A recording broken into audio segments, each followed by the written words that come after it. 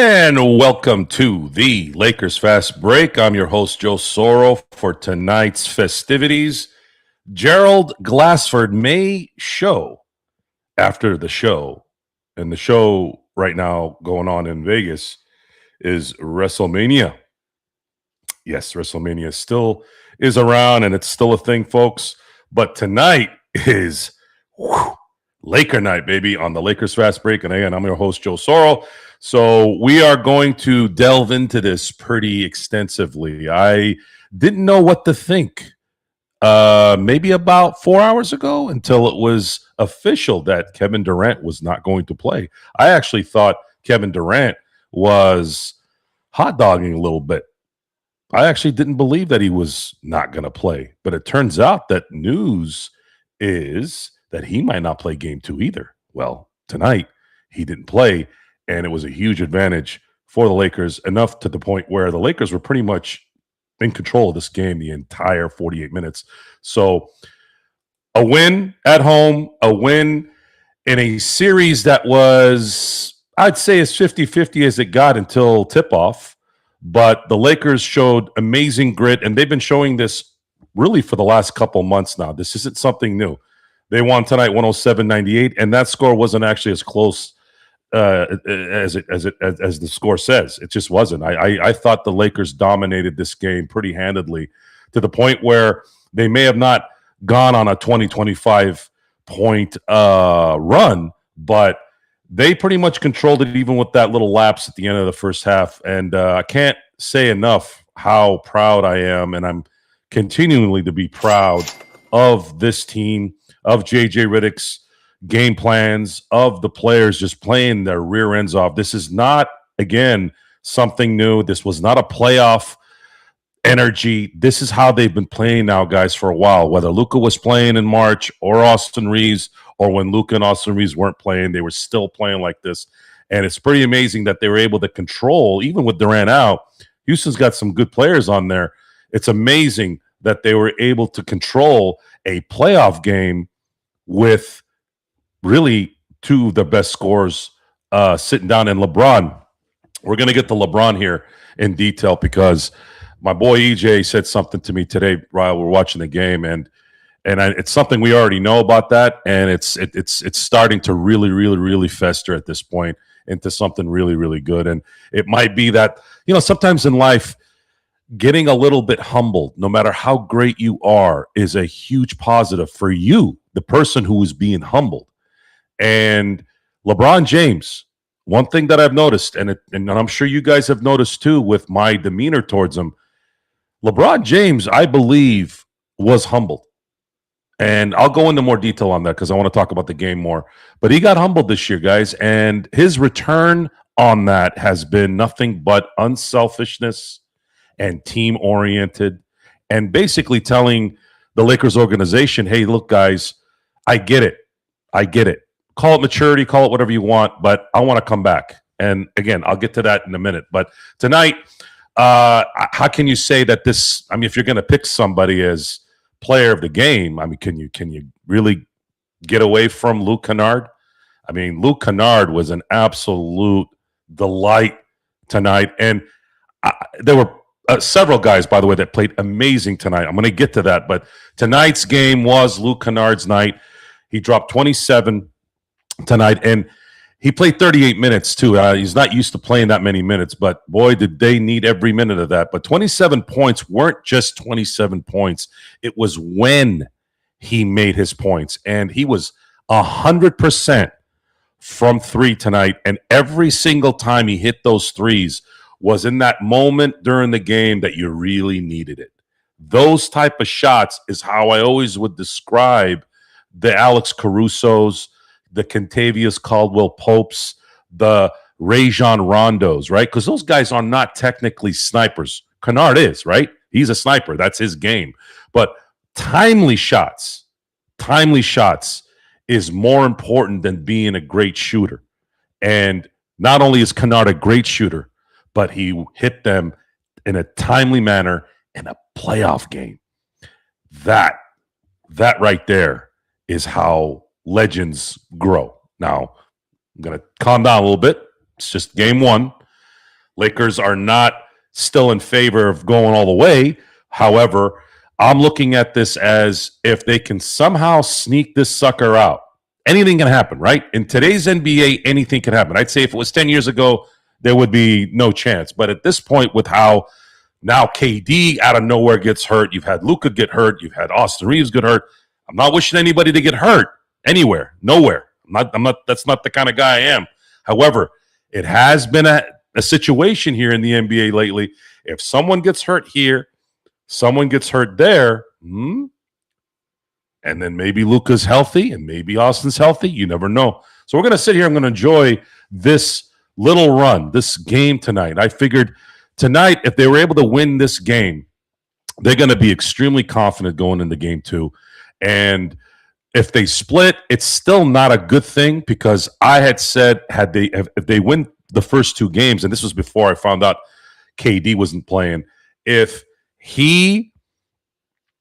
they can get the first 2, they have a very good shot at winning this, whether it's in 4, 5, or 6. Just win the first 2 games at home, and I think they can probably steal a game on the road with something. And then, and if even if not, let's say they win every home game. Well, they win every home game, then they win the series 4-3, and then at that point, in a weird way, the longer this series takes, the less time you need. The less time, right, for waiting, right? So you get that extra 3 games in there. Let's say, again, I'm not going to wish the Lakers to lose, but if the Lakers win this series in 7, that's just more time for Luka and AR to get healthy if they are going to play in the second round. So that's something to think about here. I'm already seeing Brawny posts. Guys, come on, man. Really? I mean, I'm going to answer your questions. But this is Luke Kennard night, and I'm going to go down the line here. We'll talk to you know what? You got to give the audience what they want. You guys want me to answer those questions? I will. But right now, Luke Kennard, player of the game for me. LeBron James, Rui Hachimura, DeAndre Ayton, and Marcus Smart all amazingly contributed, as well as Jared Vanderbilt, as well as Jake LaRavia. Thank you for hitting 4 out of 4 free throws, by the way. It seemed like everyone was missing except him and DeAndre. And then Jackson Hayes, who played some stout defense. I'd say this was probably his best playoff game of his career. So everyone did their part. Everyone did their part. The 8-man rotation of LeBron, Rui, DeAndre, Marcus, Luke, and then Jared, Jake, and Jason, the Jays. We got the Jays everywhere here today. I think that's probably something you're going to start seeing on the regular. I think that's the way they're going to go until Luka and AR return. So there is one issue from tonight's game, and that was the free throws, something that we've seen before. And, again, luckily for us, Laker fans, the Houston Rockets didn't do that much better at the free throw line. I believe they missed 8. Lakers missed 9. In the end, it didn't matter, but I hope they can clean that up before the next game, because you never know when you'll need them. Guys like Sengun that usually play pretty well against the Lakers. Thompson, Reed Shepherd. Reed Shepherd was hitting his shots, but not really effective where it needed to be. I think he struggled on defense, and he really couldn't guard a traffic cone at this point. So they exploited him pretty bad. Thompson wasn't really as good of a defender he is. I just didn't see much going on with him. And then Jabari Smith and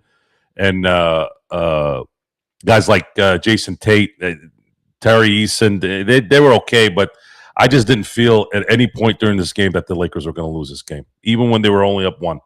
I just didn't see it. The Lakers had an absolute stranglehold on this game, and I just felt proud again. I have felt proud about this team for the last month to 2 months. I just love the way they're playing. I love JJ Redick's game plans. It's just been really good basketball, and this team is not that talented. It isn't. It's talented in a certain way, but not this talented to the point where they can dominate a game like this without their 2 best scorers. Pretty amazing. Props to JJ, man. There's no other way to look at this at this point. You gotta game plan's working. So we're gonna see if they can do this again for game 2 and beyond. I'm gonna get to some of your questions here real quick, guys. Let's see here. El Rosto with the super chat. Yes, thank you for that, El Rosto. We had a good time tonight on the old Discord. We had a lot of excitement. We were watching the Dodger game too. Dodgers lost, unfortunately, but again, game one, whatever of 400 games, so we're okay there. But tonight is a Laker night. Dodger night is every night. Tonight was a Laker night highlighted. So very, very happy with the result tonight, and we're gonna continue to go until someone might show up. I think Legend may show up. I'm not sure yet, and then Glassford might show up at some point. I don't know when, but if not, I'll be the guy here, and then I'm going to have my show after this show. So for those of you who want to stay up a little bit longer after,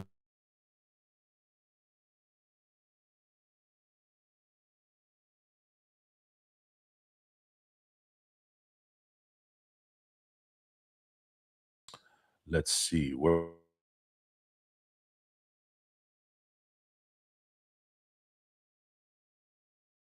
Good to see everybody. Juan, what's up? Okay, I'm glad you brought this up, Trojan. So we talked about this on Discord, and this has been a discussion the last few games, actually.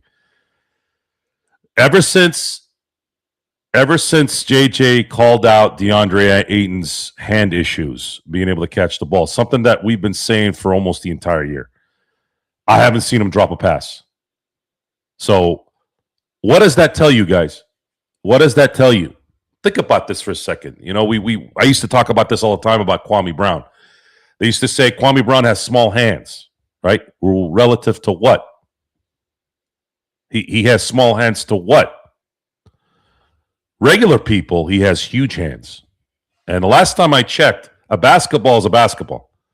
Whether you have normal hands, big hands, or extremely big hands. Now, big hands in the NBA are Dr. J, Kawhi Leonard, Shaquille O'Neal, Michael Jordan.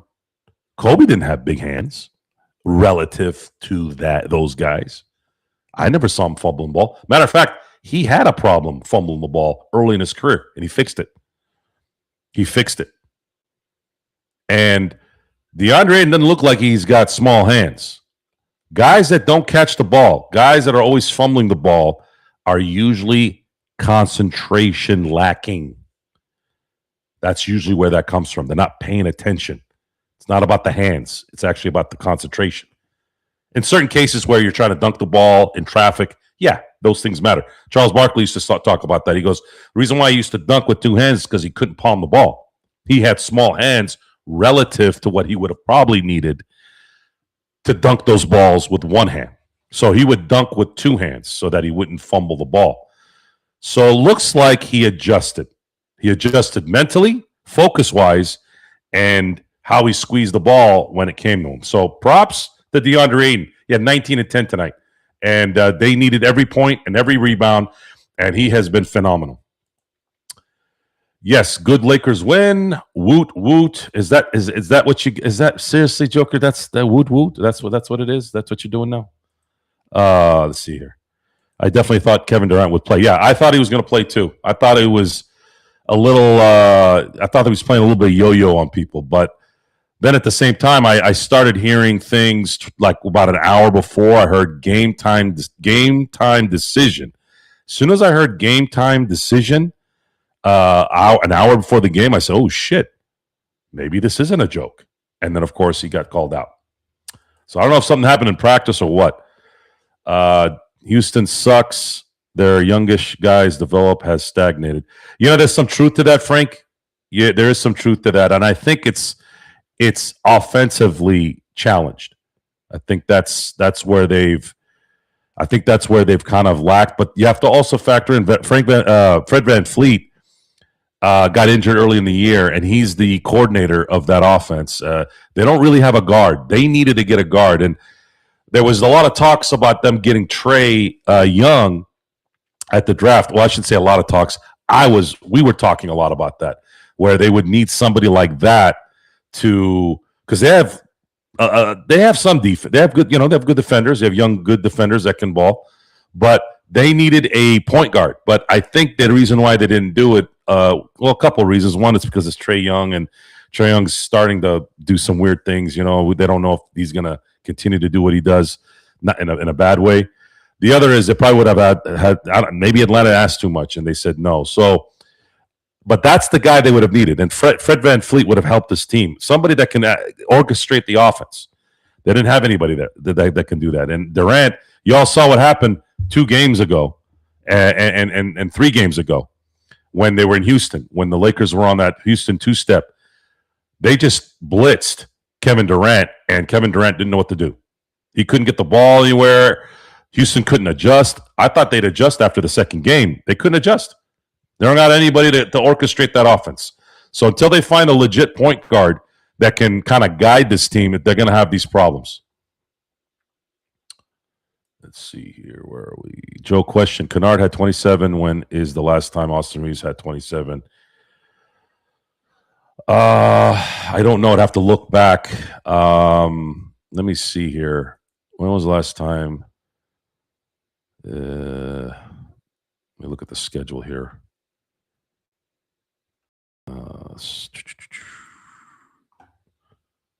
So game by game schedule. They're already in postseason here. Let's go to regular season. So the last time, I believe the last time Austin had 27 or more was against Denver, March 14th.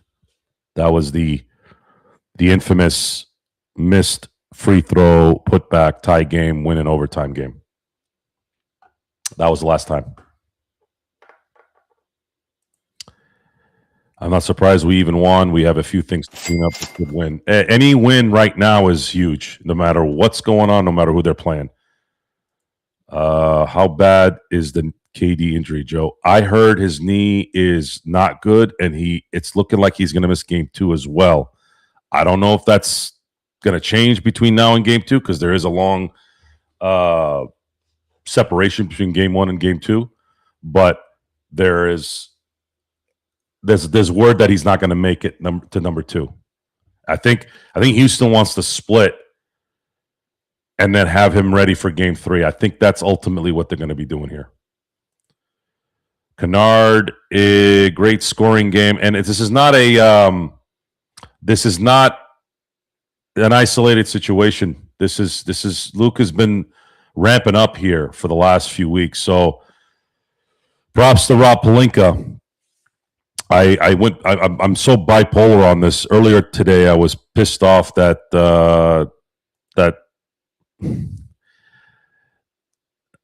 Jordan Goodwin had such a good game last night, beating Golden State, and I had discussions with some people out in Phoenix and then some of the people here within our community, and how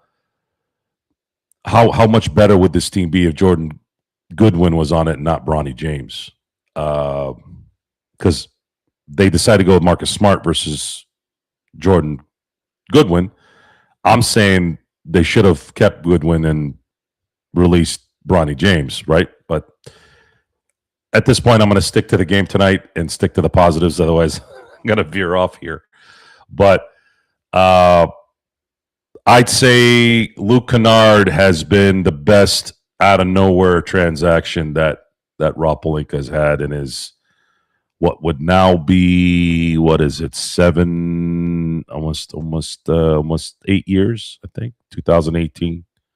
Yeah, 8 to 9 years that he's been in that position. And I don't think anybody anticipated Luke Kennard being this good. I knew he could shoot, and we had issues with him possibly playing defense a certain way, but he has played amazing team defense since he's been here. And that happens sometimes, guys. The 2008 Celtics had 2 guys on that team that never played defense, Paul Pierce and Ray Allen. And when they had to put it together, they became one of the best defensive teams ever, and that included with Ray Allen and Paul Pierce. Defense is about desire. Yes, a structure is good. Yes, guys that can talk, guys that can guide, good teammates, chemistry, good coaching. Yes, all that plays a factor in it. But defense is about desire most of the time, especially when you're at the NBA level. And Luke Kennard is looking for a future. And I am all on board in bringing back Luke Kennard to be a part of the next run. I mean, the Luke Kennards, like you saw tonight and you've been seeing the last few weeks, those are the type of X factor players that win you championships when your team is set for a championship run. Those guys are quintessential. So very happy with that acquisition, especially considering I could not stand Gabe Vincent with all of my being. I could not stand that player ever.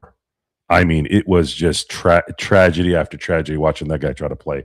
So to trade that and get somebody like Kennard just adds even more. That's even more to the elation of it and the dopamine that's going on in my head. So props to Rob again. You got to give props, even though I'm still not a big fan of Rob Pelinka. Got to give him props for that one. That was a huge win. Let's see here. This is Lakers basketball, I believe, having Marcus Smart given. Hey, Marcus Smart Marcus Smart is another guy that you're not ever really going to lose when you have him on your team. He plays too hard. He's a wily veteran, good chemistry, not selfish. Like he may have a boneheaded shot every now and then, but who cares? You know, that sometimes they go in. So is it a bonehead move, or maybe it just didn't go in and it was a bonehead move? I like guys like Marcus Smart. I obviously love Luke Kennard and what's going on with him at this point. You know, even even Laravia has been playing his rear end off. Even if he's not making shots, he's playing his rear end off. He's been gauging rebounds, doing well, getting on the ground, doing his thing. I mean, everybody needs to understand in a team sport, man, everything matters when it comes to buying in. Everyone matters, especially when your main guys are out. And then on top of that, we're going to get into this with LeBron a little bit too. On top of that, you have LeBron James, one of the greatest to ever do it, who's just been accommodating. The guy had, I think, 9 assists in the first quarter.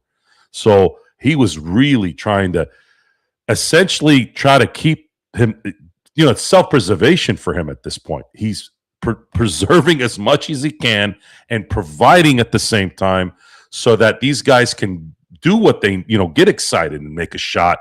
You know, these guys are all pros, man. These guys are all, everyone in life, every one of these NBA players made it, right? They're in the NBA. They're at the highest level.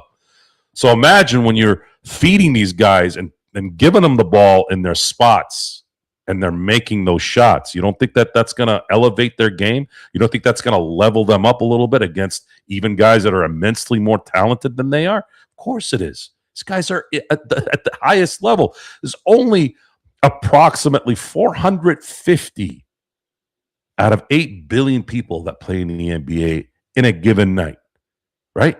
You know, 15, let's say, roster spots times 30, right? So these guys are rare.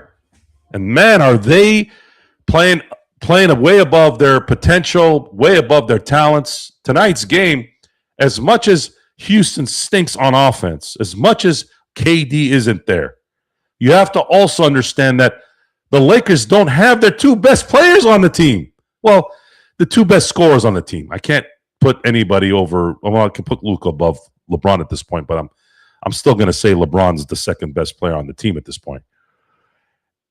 You have 2 of those guys out. So would you say it's evened out? And even with it evened out, even in a playoff game, and you still whoop their ass the entire game pretty much. That says a lot. That says a lot, at least to me. Let's see here.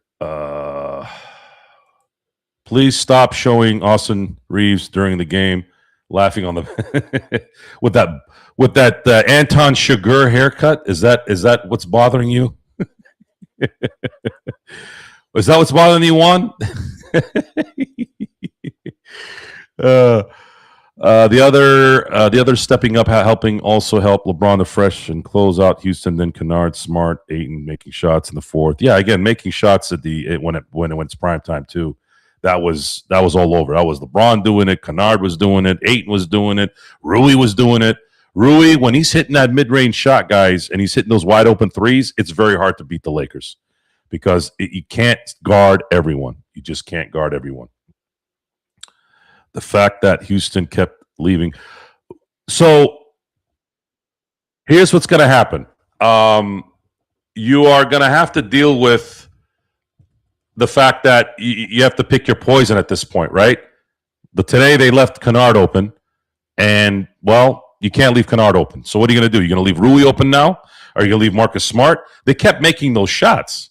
And LeBron hit a almost logo 3 as well. Well, look who it is.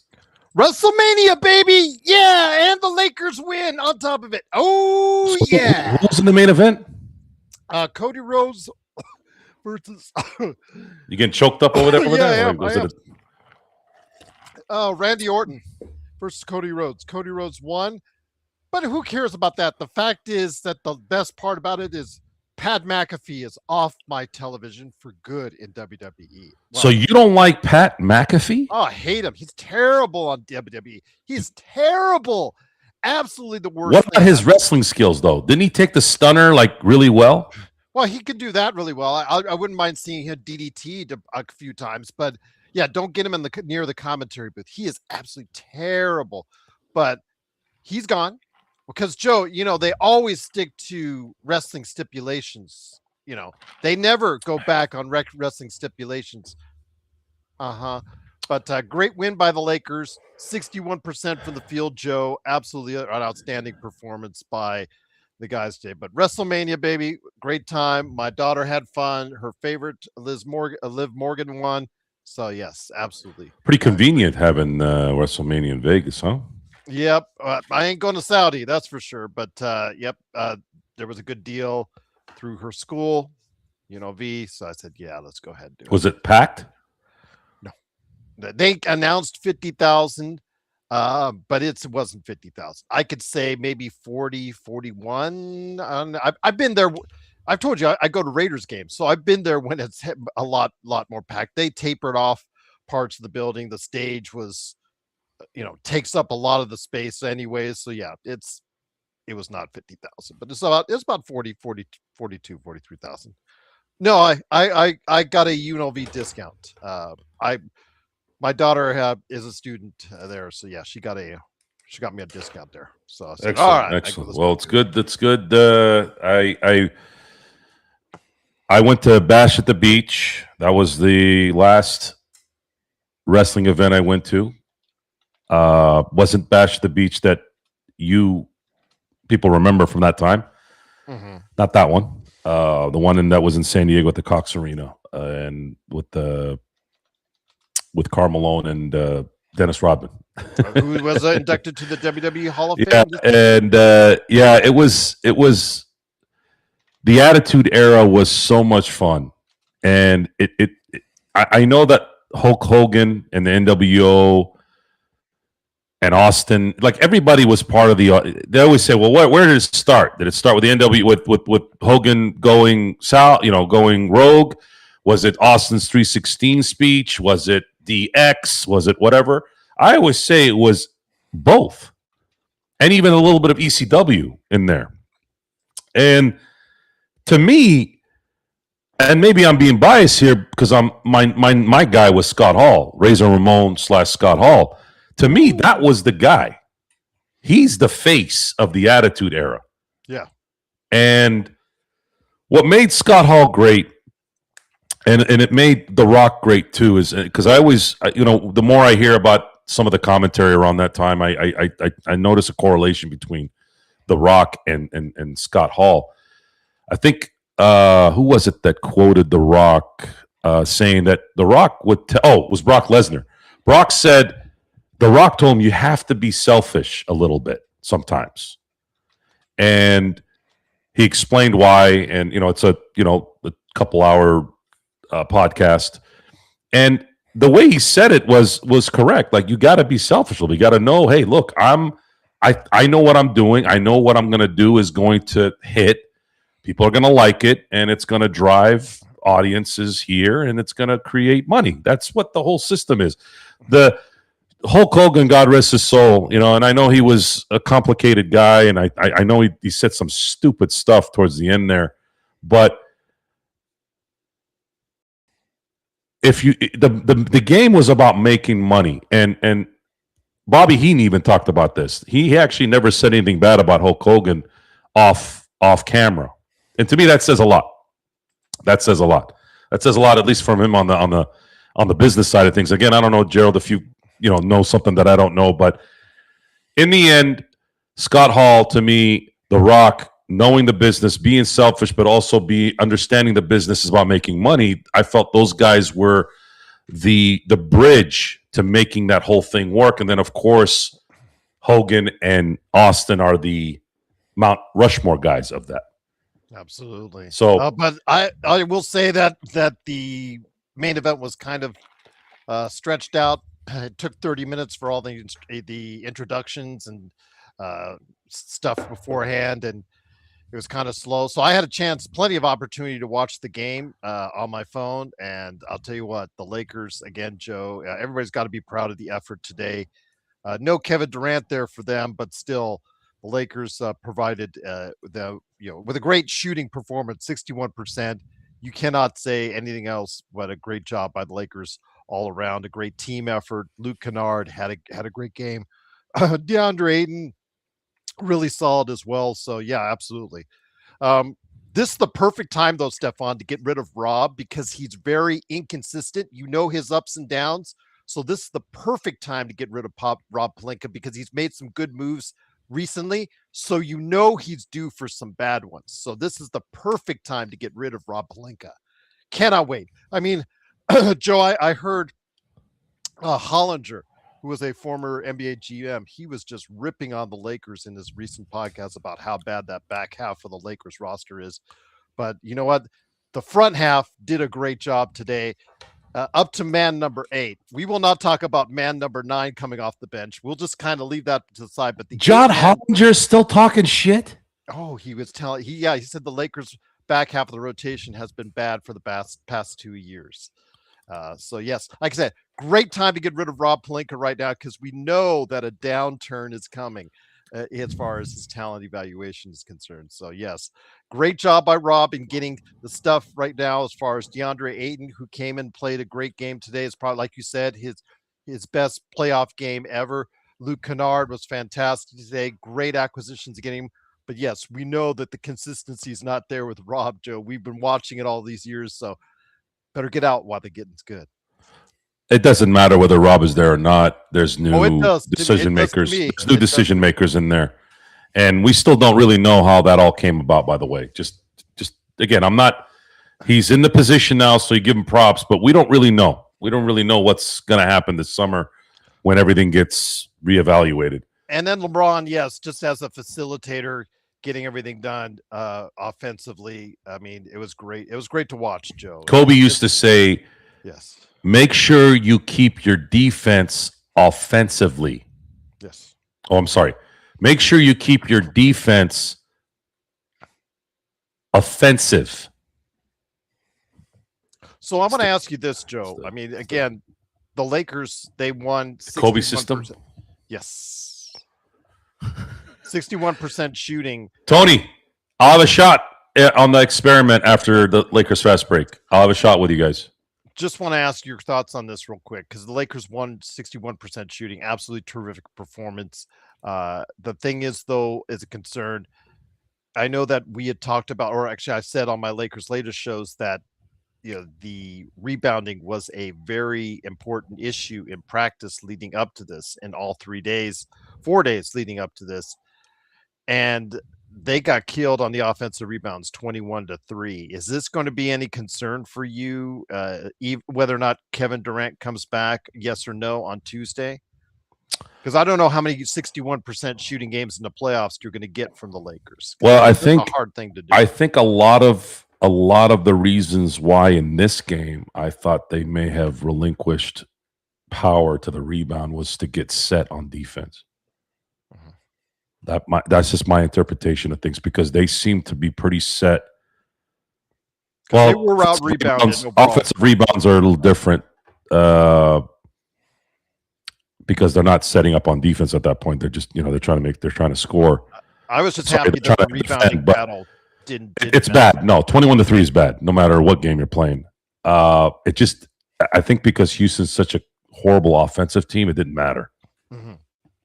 But 21-3 is horrible. But and without Kevin Durant, they lost a lot of their all-around play and their shot making as well. The problem, even with Durant being in there, is maybe obviously it's going to be different without Luka and Austin in there, maybe. But if they trap Durant,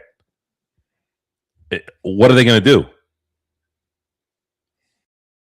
I thought they were going to adjust in the second game when they played earlier in the year when they went up to Houston to win those 2 games. I thought they were going to adjust to that in that second game because of how bad they were in the first game. They didn't adjust. Matter of fact, they looked worse until the second half. They looked worse. Two straight quarters at the back end of that first game, and the two straight quarters for the first half of the second game that they really just shut down Kevin Durant entirely. But yeah, absolutely a great performance by the Lakers indeed. Absolutely great to have you here. Hopefully you're watching us right now on the show. Truly appreciate you doing so. Joe, you with me?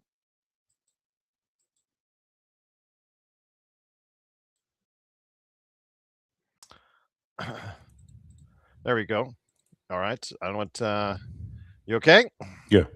Okay. But yeah, great performance by the Lakers nonetheless. Absolutely. And I said leading up to it, I said on Lakers latest that they have to win these 2 games at home. Without Luka, without Austin, they have to take these 2 games at home to win this series. Yeah, there's really no denying that. It has to be both. And I believe that until I see it, I believe that I think Kevin Durant's going to miss game 2. I think he's going to miss it. I think his knee is not good. I know El Rosto said he may be coming back for 2. That legs, Tim Legler said that that's a good possibility for game 2. But again, it's all speculation at this point, and we'll monitor it for you guys here, especially if you're catching us on Twitter as well at Lakers Fast Break. Again, if he comes back and they win, then obviously you got the offensive firepower that you needed to win game 2. I didn't see anything tonight that would say the Lakers are going to not do in the next game. I think they're still going to hit their open shots. I still think they're going to play defense the way they were. LeBron's going to facilitate. Kennard, I think, will still be hitting his shots. I don't see them changing anything and not doing well in those areas. Matter of fact, even if they, let's say, didn't shoot as well, but they were able to pick up the rebounds and then hit their free throws, now those kind of sort of even out maybe. I don't know 100%, but that's how I feel at the moment. Robert Wheeler has a question for you below. Joe, if KD can't return in the series, do you view the Lakers as no longer the underdogs and should win the series? Yes, no longer the underdog. Yeah, I think that's yeah, I agree. Because they can't score. I was actually surprised. I hadn't paid attention to the stats, the Houston stats this year.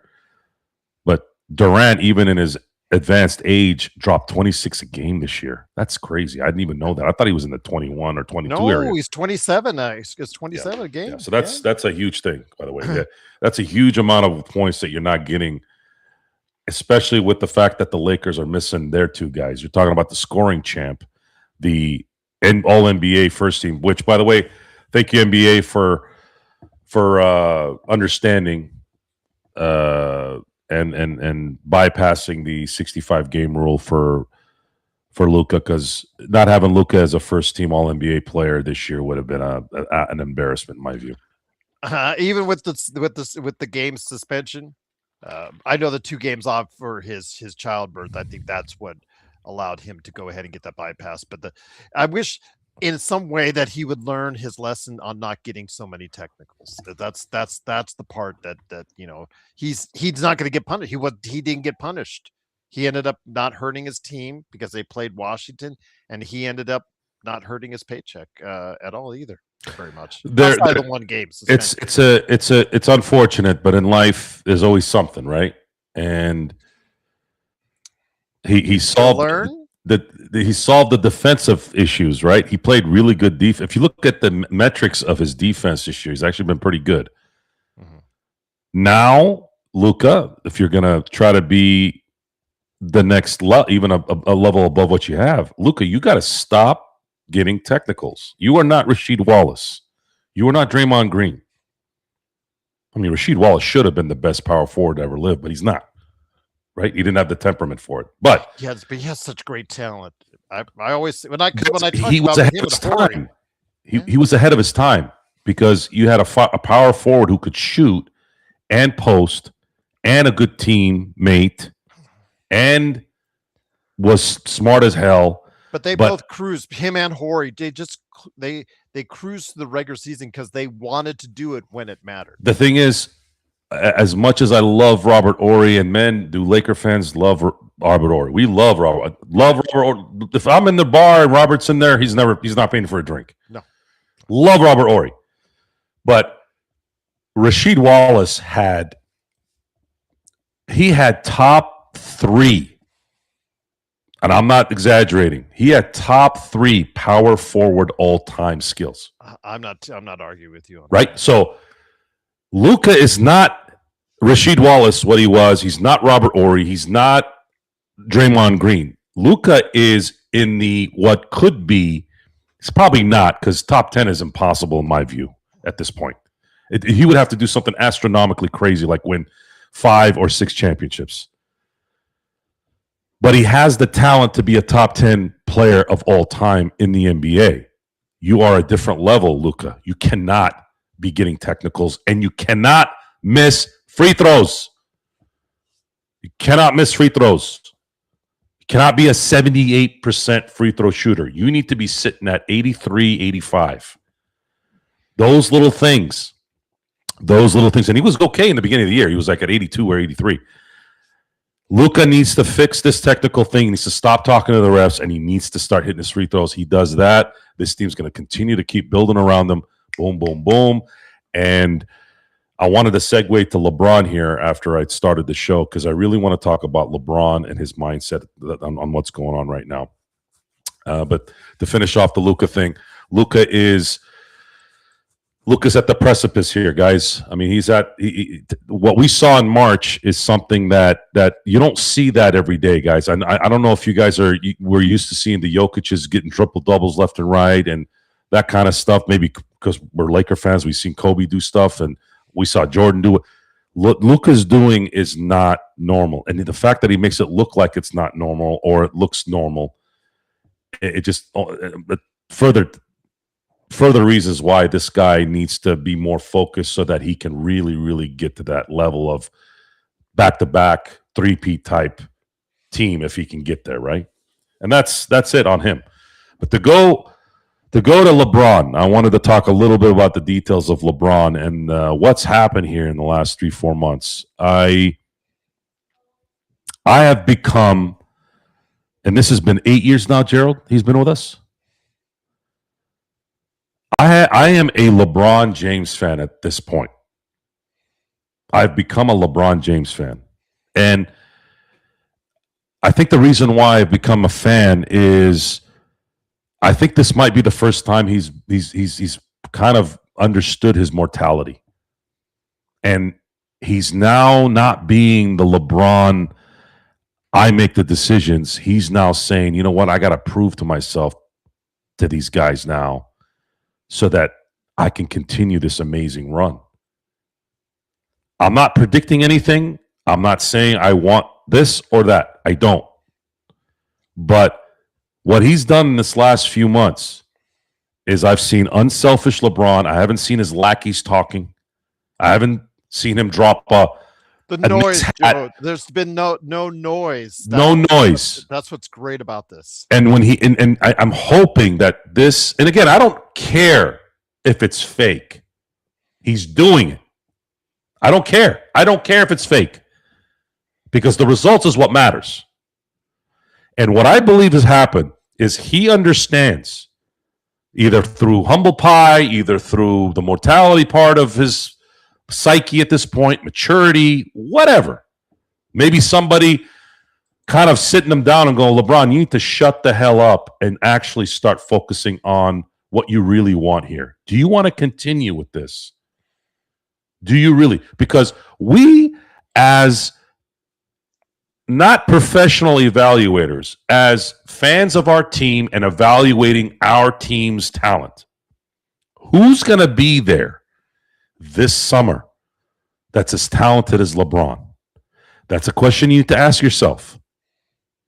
That's a question you really, really need to ask yourself. That's going to factor in this summer. You can't get caught up in, we got to move on, we got to move on. Yes, maybe 3 months ago we were saying that.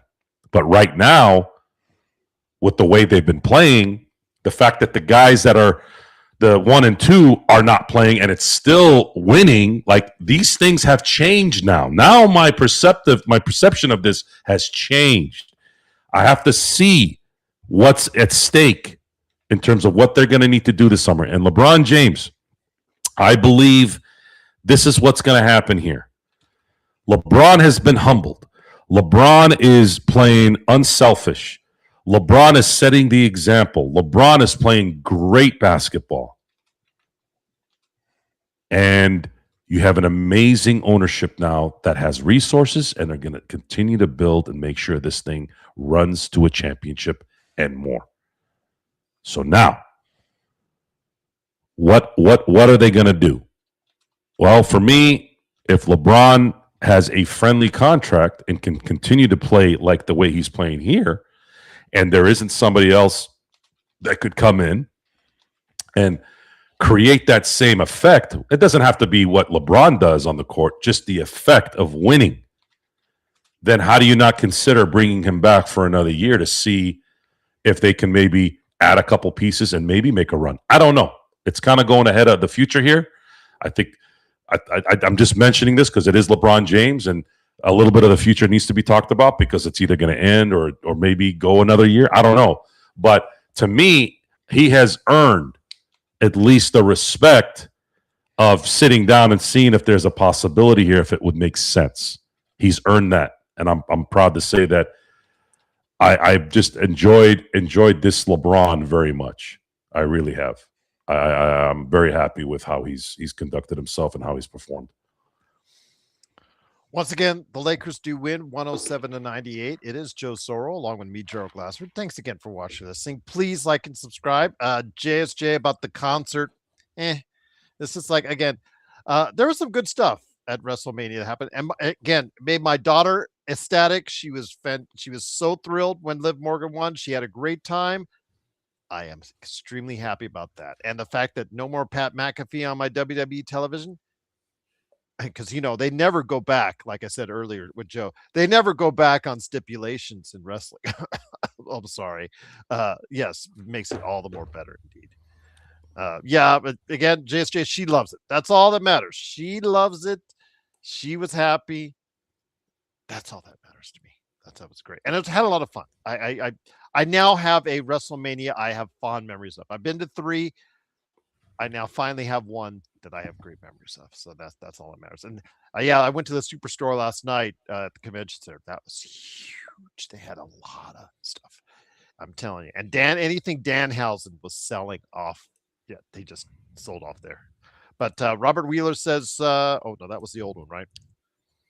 Oh yeah, that's the one. That's the old one, Joe. That's the one you already answered. Cool.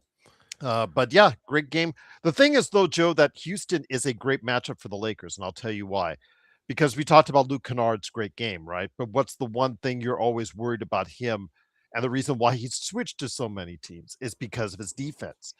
And we saw him late in the season. He gets matched up. Him and Laravia got matched up against SGA and Flag, and it was no contest. Those guys got roasted, but they don't have the same type of one-on-one players in the backcourt, Joe, that the other teams do. So they weren't able to exploit Kennard or Laravia or any of the Lakers guards on the defensive end as much. And I think that is a key as well, Joe. They just don't have the offensive playmakers right now in Houston to go ahead and exploit the Lakers' weaknesses. And as long as the Lakers can shoot right around, I don't think we can expect a 60% game again from the floor for the Lakers. But if they can shoot anywhere near 50, shoot a solid percentage from three, and slow down the offensive rebounds, I think we can go ahead and take game 2 as well. If their defense continues to do what they've done in the last 3 games, this isn't just tonight. They've done this 3 games in a row. With 8 KD, with KD again, without KD, this team is offensively deficient in a bad way, in a really bad way, actually. It's not just deficient; it's in a bad way. They just don't have too many players that can break you off the dribble. No, they're desperate for a point guard, and the point guard can't in any way distribute or dish or penetrate and dish. There's none of that going on. These guys are all a bunch of shooters. That's all they are. So imagine that. Like Reed Shepherd is a shooter. He's not a point guard. So you have no one to orchestrate the offense. You give it to KD, whom, and this is the part, guys, that I want you guys to really pay attention to. KD's an all-timer. KD's one of the greatest scorers that's ever lived in any sport. But KD's not LeBron. He can't control the ball like LeBron can. And that's what I've always said in terms of why KD has never been better than LeBron in any year, at any time, regardless of him winning in Golden State. It's the same reason why Steph has never been better than LeBron in any realm of any possibility, even during Steph Curry's back-to-back MVP years. LeBron. I'm going to say conservatively, though, too, because they're asking, for Luka and Austin return. I'd say 4 or 5. I'm not sure 2 or 3 is realistic. I mentioned I feel pretty confident. Okay. Are we off the air again? Did Joe freeze on me? Joe froze on me. Okay. All right. Looks like we're good. Okay. There he goes. There's Joe back. Oh, there he is. There he is. There he is. You're ping ponging, man. Your feet is ping ponging. I hope you guys are with me. It's Gerald Glassford. Truly appreciate you being here again. Looking forward to. Okay, there you go. Okay, so I can hear me. I'm seeing myself on. There you go. All right. Now you were ping ponging there for a second. When I'm on the studio with you, this always happens. Yeah, it's so weird how that. Yeah, I have to get off and go. I have to be the outsider. Yeah, no worries, no worries. But again, it is of course the Lakers winning 107-98. But yeah, they just don't have the players to break down the Lakers off the dribble as much or as well as without KD, and so it makes their offense a lot harder. And the defense today for the Lakers showcased that, I believe, as well. Yeah, again, to finish off what I was saying before I got cut off, I don't believe they should come back in the first round. I think the Lakers. I had said that if the Lakers actually take a while to finish the series, it actually helps them get healthier if they are going to come back in the second round. So that's kind of where that is. I don't know if it would be a good thing to win in 4 or 5 if that was a possibility. If they win all their home games, they win the series, correct? Yeah. So let's just say, for discussion purposes, the Lakers win in 6 or 7, let's say. That's good. That means it's extra games that Luka and Austin can stay healthy or get healthier. But if it could go to game 5 on the 20th, that's 11 days away, Joe. And if they can hold out to game 5, that would be sweet to get them back then. I think Luka might come back if that were the case. I don't think AR is ready to come back. Okay. I think AR is a second rounder for sure. But that's just me guessing. That's not based off any. I'm basing it off of the Mookie Betts oblique issue. Obliques take 4 to 6 weeks to go. So when did Austin get hurt? Same day as Luka. That was what? Hold on, let me find. Wasn't it April 1, something like that? Yeah, it's April 1. Yeah. So April 1. So that's You're pushing it. It's a month out. I think obliques take probably more than a month. I think you want to go the full 6, but that's just what I've heard in the past. Luca, I don't know what the hell they shot him with over there in Germany or Spain or whatever the hell, but he doesn't need a lot of athleticism to do what he needs to do. So maybe he can come back. I don't know, but I think they'll make that assessment if they're able to win game 2 and go up 2-0. They do have a little bit of, I guess, distance, but do you think they can win one in Houston at least if they go up 2-0? It's going to be hard for them in this current makeup. I'm going to say no. I'm going to say it has to go to. I'm going to say it has to come back. It'll come back tied. I think it'll come back tied on the 29th, and I think we're going to get Luca back around the 29th. So here's the question I have for you: is Houston that kind of team where they'll win 3 in a row? No, that I don't think they will do. So even if they win both at home, they're not going to win Game 5. If we win game 2, that's really going to set a lot of confidence for the Lakers, and then they're playing with house money at that point. Okay. Yeah. See, what's it? YYC. Well, Jalen Green just dropped 36 last night, and he is, for however flawed he is as a player, one thing he can do is take you off the dribble, which is the one thing they're missing right now in Houston. Thank goodness. And I'll just leave it at that. I mean, they gave up one of their most grittiest players in Dylan Brooks. Love him or hate him, he's still Dylan the villain, and he's still.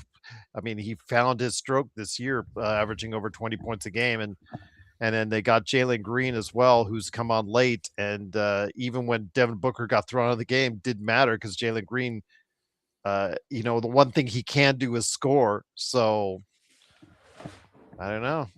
May not be such a good trade for Kevin Durant after all. I felt pretty confident that Phoenix was going to win last night. I thought Golden State blew their wad against the Clippers.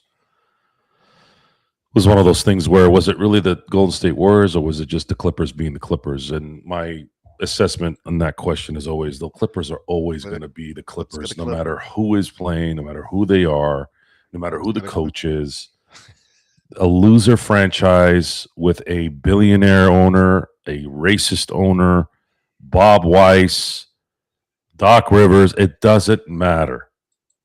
The Clippers are the most pathetic franchise that's ever existed in today's sports.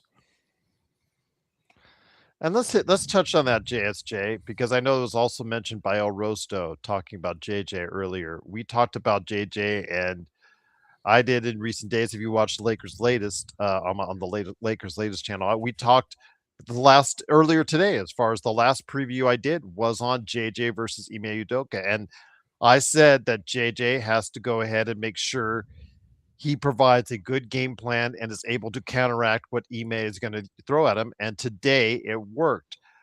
Mind you, they still didn't get the message on the rebounding, Joe, but they shot well enough and found the right places, the right way to go ahead and get the ball moved around to the right man so that they could hit those shots. And again, if they can still do that, again, I don't expect a 61% shooting from the floor. I think you guys are kidding yourself if they're going to try and do that again for 2 games in a row in the playoffs. But if they can at least get to close to 50%, Joe, and slow down the rebounding a little bit more and make it closer, I think they can take game 2.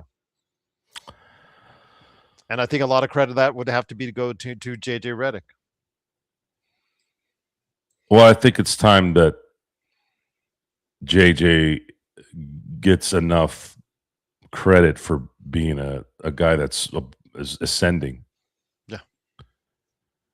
This team is not this team doesn't have a lot of really talented players. You had this dipshit John Hollinger who's still talking about the Lakers 30 years later about things.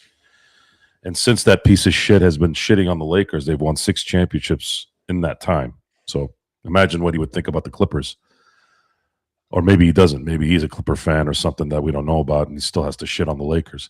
If you're going to shit on the Lakers for any reason, you have to shit on them based off of, I guess, the lack of championships, and that at the point would make sense because they're the Lakers. Criticizing the back half of their roster, I don't know if that makes any sense for someone like him.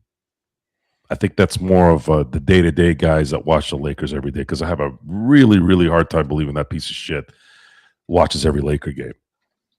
And even so, when did he do this again, John? I'm sorry, when did he do this, Gerald? When did he say this? When did he shit on the Lakers? When was it? Was it last week? Yeah, I think it Or was a few days ago? Okay. Yeah, they're all been doing that on the Lakers. Okay. So that proves to you how clueless he is even more. If you've watched this team play the last 7 weeks, almost 7 weeks, you will have realized that this team is actually playing their asses off, even the ones that are not talented. And you have also noticed, and I know the audience has, we haven't been very critical of this team. We have no reason to be critical. They're playing hard.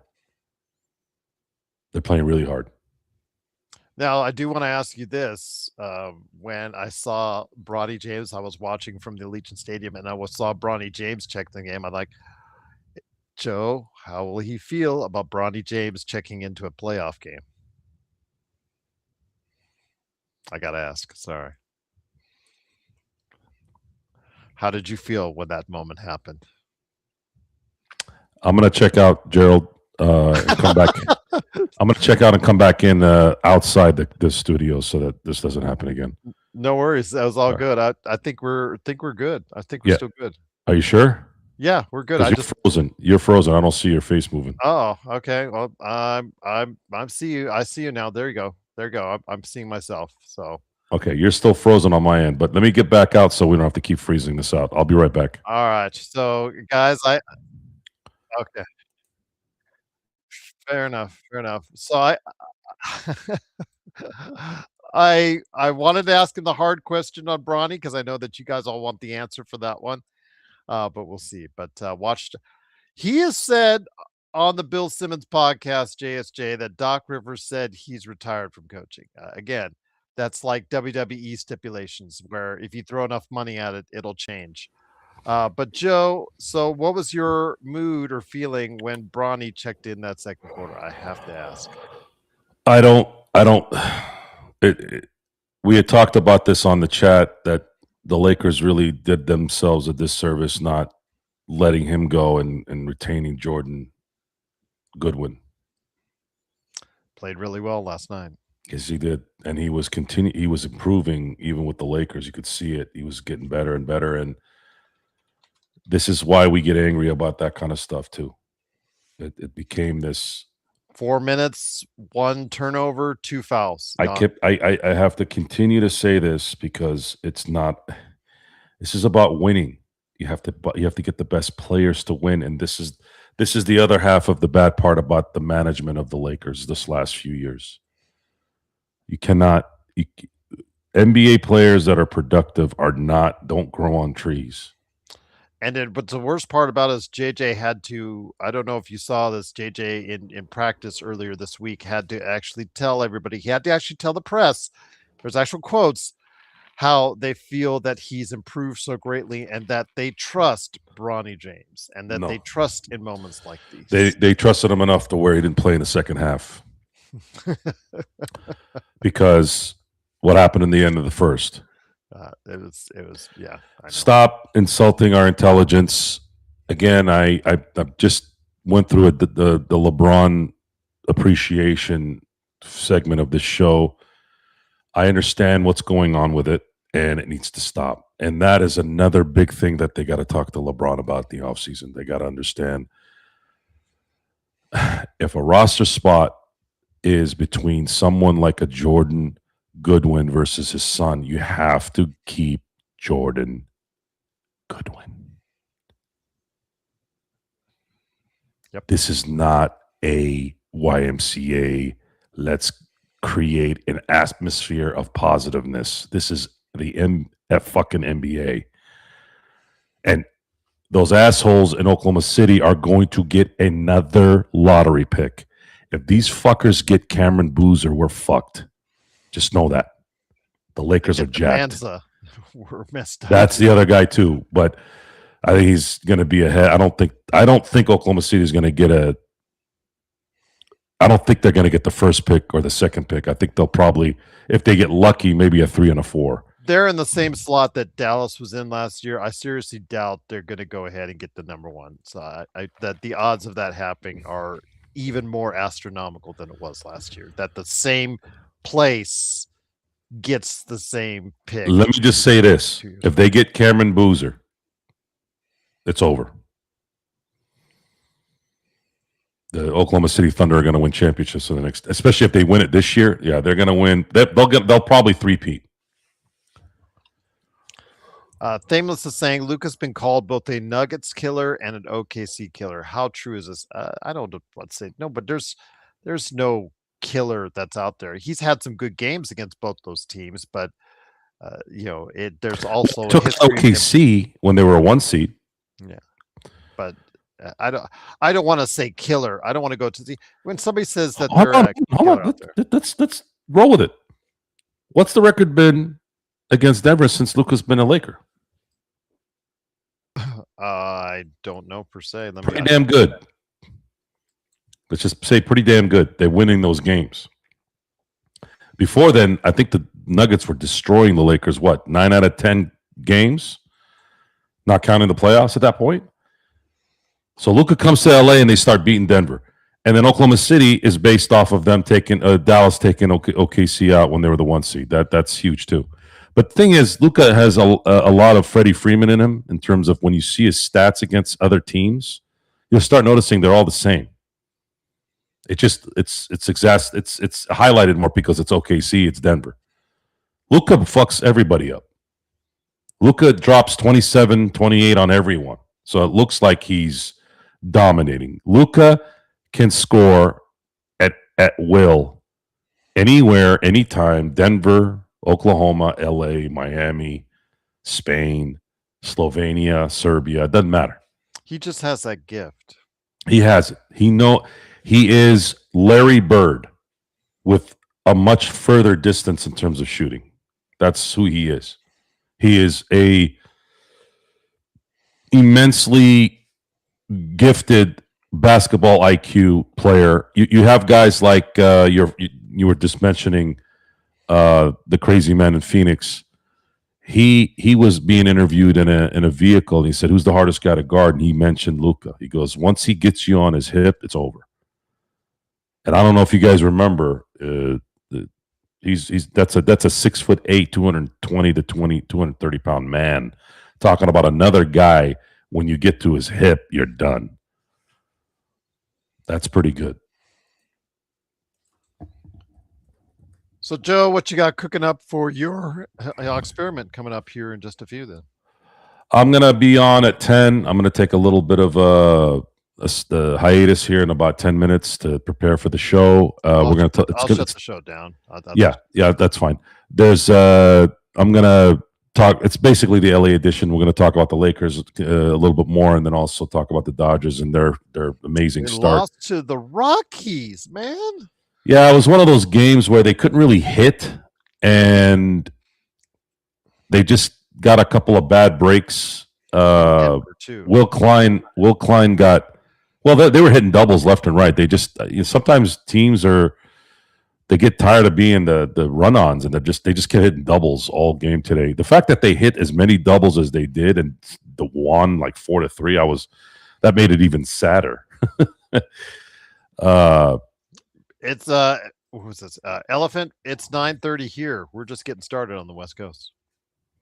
How you all not sleepy? Oh yeah, this is the West Coast, Elephant. We don't worry about that stuff. It's one of the reasons why I don't move to the West or to the East Coast, because I like to watch games and then party afterwards, not go to sleep. Just think about if you're in Hawaii right now. It's still 6:30. Oh there. Man, it's just dinner time. I would work in Hawaii. Although I would prefer to live in Hawaii when it was like 2008, not now. Right now, it looks destitute. All good, Elephant. All good. No worries. But glad to have you here. Glad to have everyone here. Please like and subscribe if you're new to the channel. Love to have you part of what we're doing each and every time. I don't believe Wemby's going to be. I have to see Wemby play I need to see him be healthy. His health is still to me a question mark. Yeah, I don't know. DFS. I said before, Joe, I just didn't have the faith in DFS. He is who he is, who he's always been, and now that he's getting older, in Houston, he got the injury and he has just not looked good there and didn't get any time today. And again, I was not sad at all that let him go I from think here the I, because I think the issue with DFS was the fact that they gave up 3 second round picks for him.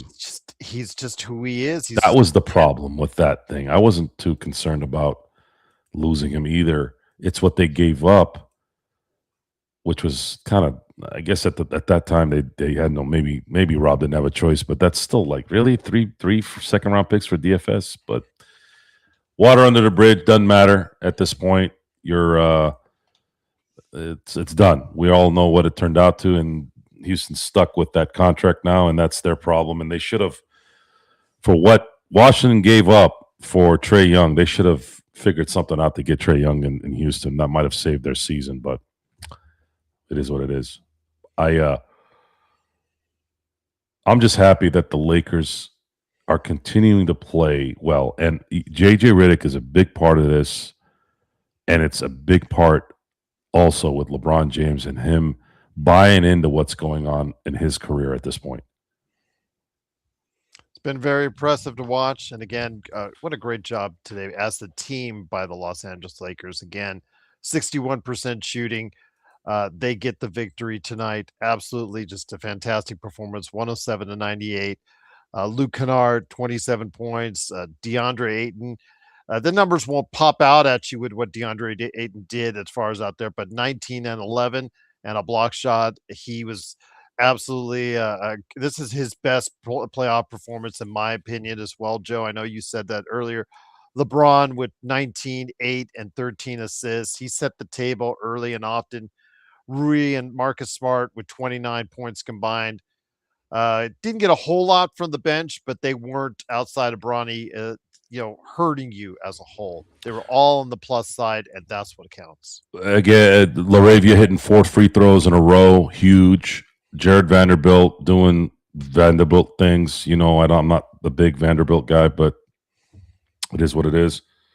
I thought Jackson Hayes played his best playoff game of his career. And you can't say he didn't play with somebody that's talented. Sengun is a good player, but this is the second game I've seen Sengun play against the Lakers where he was kind of ineffective.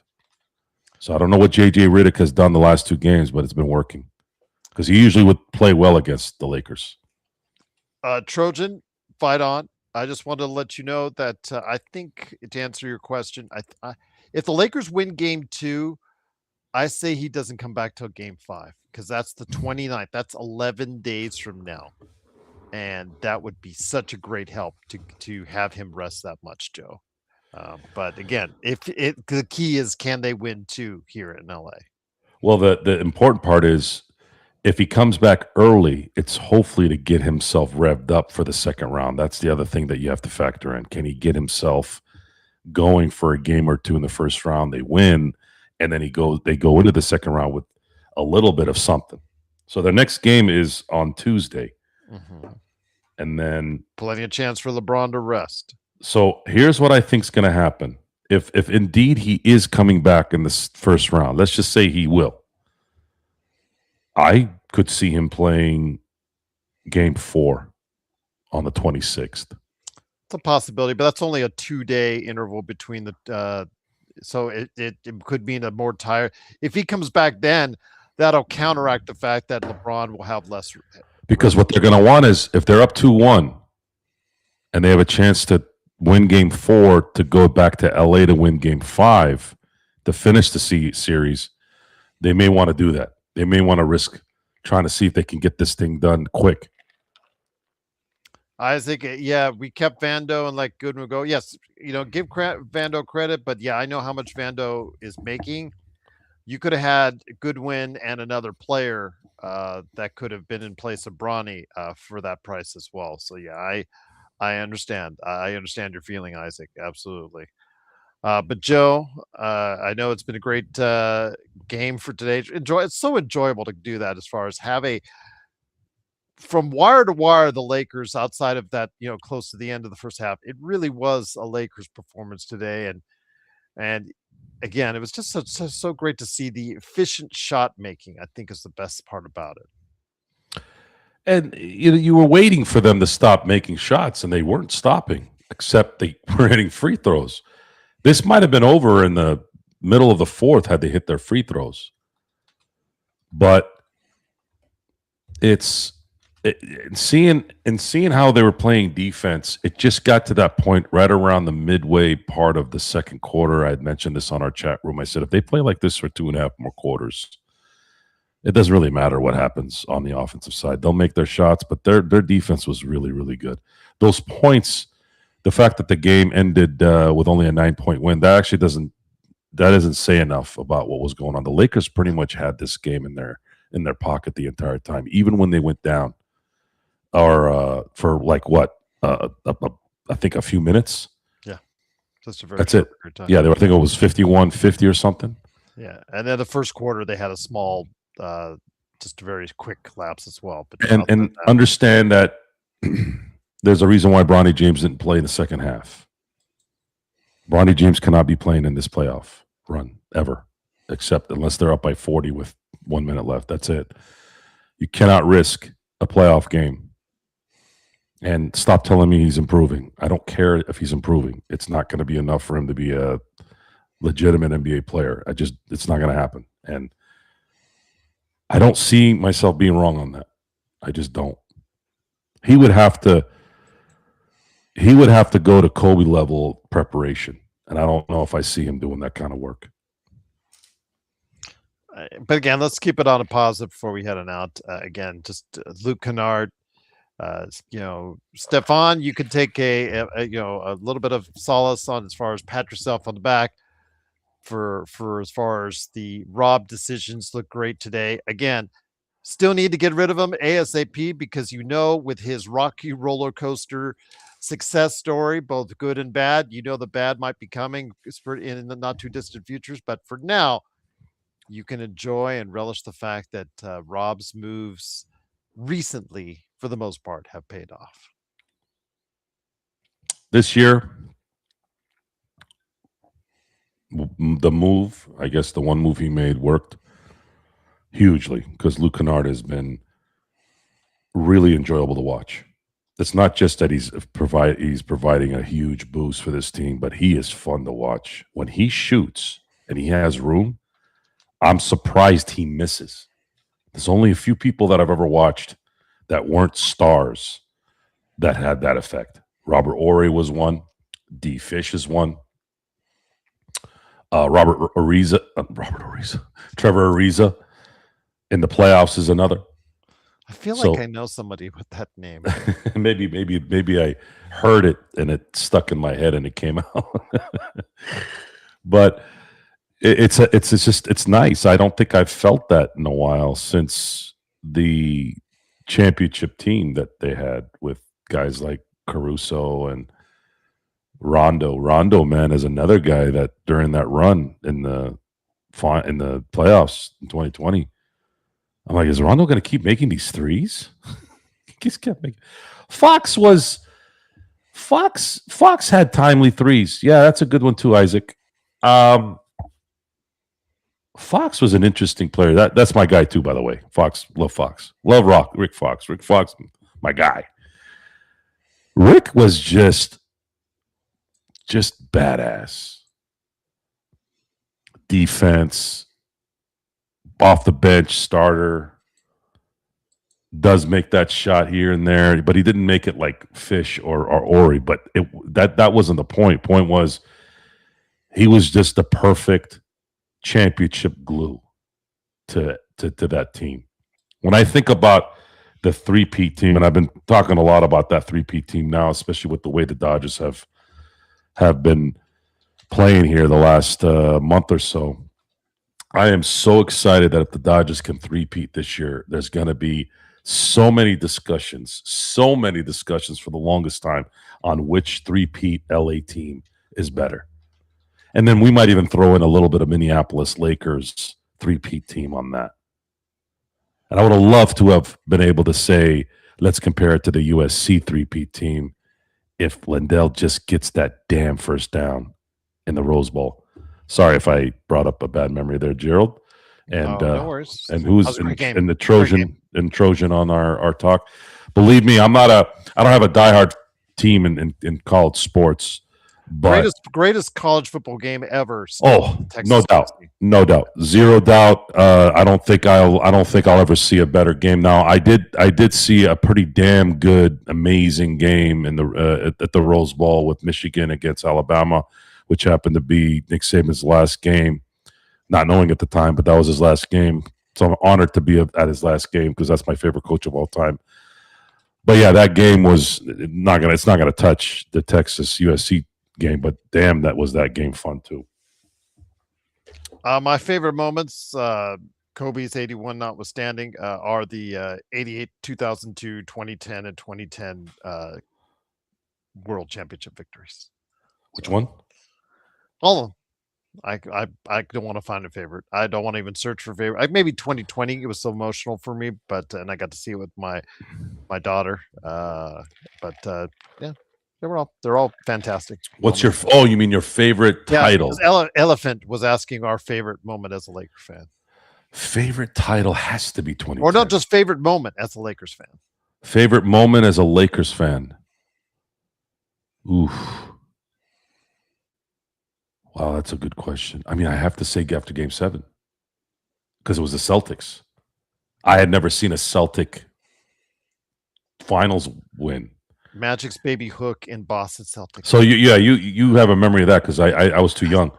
That brought tears to my eyes. But nature did. Oh. And before then it was the Sacramento Game 7 game. That was fantastic too. Yeah. That one I had a little bit more connection. That one I had more connection with because I grew up in the Central Valley. Sacramento Kings were around me at that time growing up, so I was familiar with the team, and then the rivalry and all that added to the hatred. Yes, .04 was great as well. .04 may have been held more water had they won it that year, and even D. Fish had said it. But no. I don't think there's a prouder moment than after Game 7 against the Celtics because not only did they beat the Celtics, not only did they get the revenge from 08, they came back from a 3-2 deficit. That had never happened in a Lakers-Celtic series. They won Game 7, which had never happened in a Laker-Celtic series. And the fact that Kobe won his 5th championship and Magic has 5 championships and the Lakers and that whole decade of 2000, 2010, you had this amazing run of 2 different championship runs, which was really, really cool. JY, I was 4. I was barely out of diapers. I have no knowledge.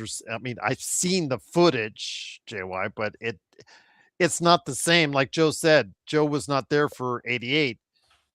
I was not there for 33 game win streak. I mean, I was there, but you know what I mean. I was 4 years old at the time, so I don't know how how I can experience it. So that's why I can't. Elephant was asking what are our favorite moments to us as Lakers fans, and not something I can have to watch back on YouTube or at that time when I first saw it on videotape. As far as that run by the Lakers. Favorite moment. It has to be the moment that Lamar threw the ball to the other side and Kobe chases it. I remember that feeling. It was elation, relief, something that I didn't expect that would happen. So understand this, guys, as much as we dislike the Celtics right now, right? It's even more. It's not close. Well, it's not. At the time, like the three-peat Lakers, we didn't think about the Celtics at that point. The Celtics had been so bad, there wasn't really they were like a memory. The hatred of the Celtics now is not. I mean, this generation does not have any clue as far as the hatred that the Lakers. But even in the three-peat run, No one really talked about the Celtics, even when they were in the Eastern Conference Finals. No one really cared about the Celtics. It didn't matter. It was really Sacramento and Portland, and then really it's San Antonio. San Antonio was the rival for 1999 through 2008. I think I want to go ahead and say my greatest moment as a Laker. I know that it's almost sacrilegious to say against Kobe's 81 or like you said, Joe. But man, I don't think I ever got more excited when the Lakers came back against Portland in that great comeback, and then Kobe threw the lob to Shaq, and I can almost hear the call, Kobe to Shaq, and Yeah. that I went nuts. I went ballistic. I don't think I've ever gone that ballistic in my life was Kobe to Shaq right there. If you saw that comeback live like I did, you understand. Yeah, I missed the first 6 minutes of that because I had been distraught. I thought they had lost, so I turned the game off. Bob And then I clicked back to keep it simple. And I clicked back on around I think the 7 or 6 or 8 minute mark, and then they were starting to make their real run. And then of course we saw what happened in the end there. Man, what a way to ignite a dynasty. It's crazy because I thought it was over. I really did. They were down 15. Well, Stefan, they're going to get reignited to that because I don't know. There's a Jailblazers documentary. It's on Netflix. The Jailblazers documentary on Netflix. So I hope people catch that here in the not too distant future. It's actually pretty good. It's pretty good. I'm gonna watch that tonight as soon as I'm done with my show. So Jailblazers, they were. Yeah, they were bad. They were bad, and the Lakers were able to take advantage of it 3 years in a row. They ended up closing out Portland in 2000 in a tough way. But then the next 2 series, the Lakers never lost another game against that team. It was 3-0, 3-0 in each one. So with that, Gerald, thank you for letting me host again tonight. I will be on. Thank you for stepping in. Oh, by the way, one last shout out if we can. Sure. John Costa couldn't be here tonight. Big shout out to him. He probably won't. He will most likely will not be here on our next post game as well. But I also want to send my best wishes to Legend, who I guess could not come on tonight. Did not see him in the chat either, so I'm hoping he's going to be okay and everything's good. A little under the weather lately, so I'm hoping he'll be okay. So, well, again, I'll be continuing our Laker Dodger talk here on the experiment after the show here. So, with that, thank you all for listening to the Lakers Fast Break with me as your host, and we'll see you in about 10 minutes if you're coming by.